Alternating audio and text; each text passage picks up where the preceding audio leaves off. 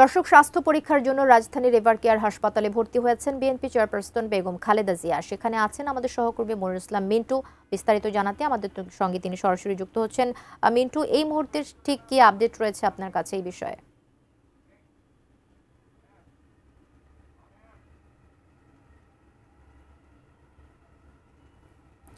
সহকর্মী মিন্টু আছেন?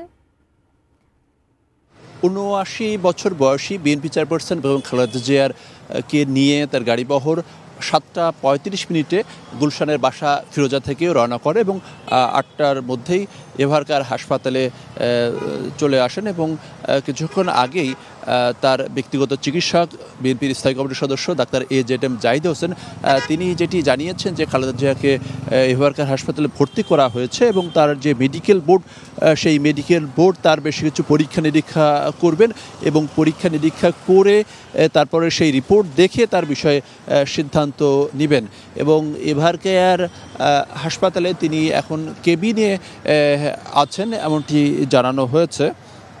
এবং আপনি জানেন যে খালেদা জিয়া আর্থ্রাইটিস, কিডনি, ফুসফুস, চোখের সমস্যা সহ বিভিন্ন রোগে তিনি দীর্ঘদিন ধরেই ভুগছেন এবং এর আগে লন্ডনে তার চিকিৎসা চলেছে এবং সর্বশেষ তিনি গত 15 অক্টোবর এই হাসপাতালে তাকে ভর্তি করা হয়েছিল এবং সেই সময় তিনি একদিন থেকে স্বাস্থ্য পরীক্ষা সম্পন্ন করা হয়েছিল।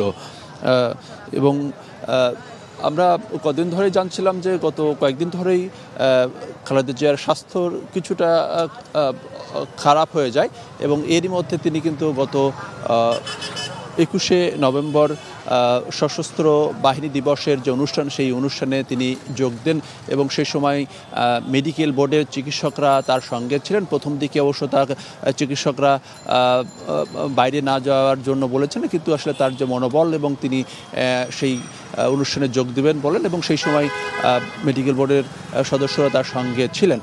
তো আমরা আশা করছি যে হয়তো আর কিছুক্ষণ পরে তার ব্যক্তিগত চিকিৎসক AJM জাহিদ হোসেন তিনি হয়তো গণমাধ্যমে তার যে স্বাস্থ্যের বর্তমান অবস্থা এবং হাসপাতালে তিনি তাকে আজকে থাকবেন কি না, এখন পর্যন্ত যেটি জানা যাচ্ছে যে তাকে হয়তো বা আজকে হাসপাতালে তাকে থাকবেন এবং এরপরে মেডিকেল বোর্ডের সদস্য যারা তারা আসার সিদ্ধান্ত নেবেন পরবর্তীতে।